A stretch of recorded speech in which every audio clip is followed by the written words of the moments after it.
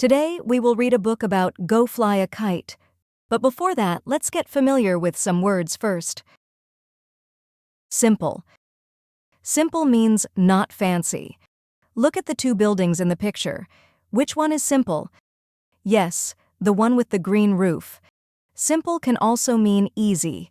It means something is easy to make, easy to do, or easy to understand. Rude.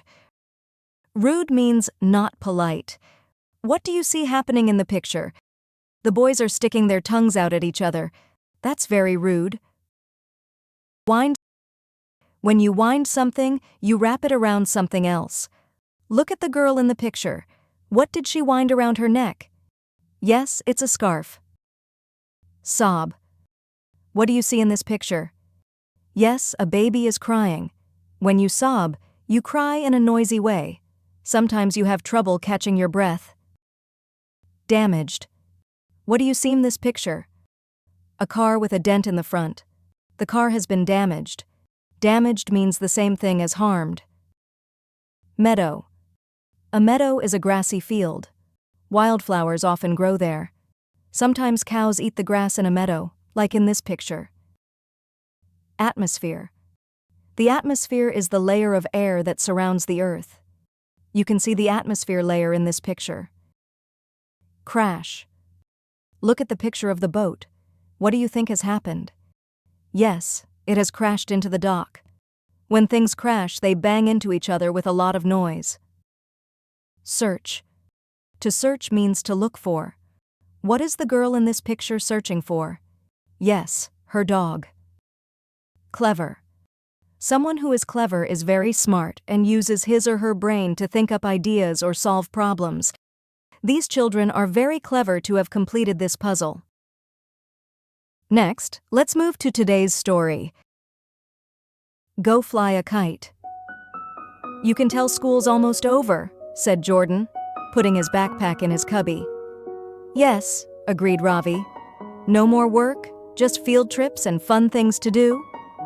That's right, boys, said Ms. Schumann. She called the class together and pointed to a fancy box kite hanging from the ceiling. Today we're going to make kites. Make them? That sounds hard, said Ravi. The box kite is very fancy. We'll make simple kites, said Ms. Schumann. They won't be hard to make at all. Everyone gathered around the work table, and Ms. Schumann handed out the supplies to make the kites. She passed out heavy paper and helped the children cut it neatly into diamond shapes. Then she demonstrated how to attach lightweight sticks together to make a solid frame. Next, she helped them attach the paper to the frames. One more thing, said Ms. Schumann. Each kite needs a tail. What for? Asked Jordan.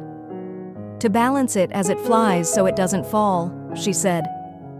She showed the children how to make a tail by tying bows along the length of a string. Instead of the last bow, Jordan attached slider. While everyone was decorating the kites, Ravi noticed Maggie and Jasmine whispering behind him. Hey, it's rude to whisper. What's the big secret? You'll see, said Maggie. You're going to be surprised. Before they went outside, Ms. Schumann showed the children how to attach one end of a long string to their kites. Then, you wind the string around and around on this wooden stick, she said. When you want the kite to fly, you let out the string. When you want to bring it closer, you wind it up again. When are we going to fly the kites, Ms. Schumann? Jordan asked. I'm ready, he said, holding up his kite. Ms. Schumann laughed when she saw a slider dangling from the kite tail. That is very creative, Jordan, she said. Okay, let's all take a walk to the meadow behind the school and try out our kites. Everyone showed off their kites as they walked to the meadow. When they got there, the girls who had been whispering gathered together.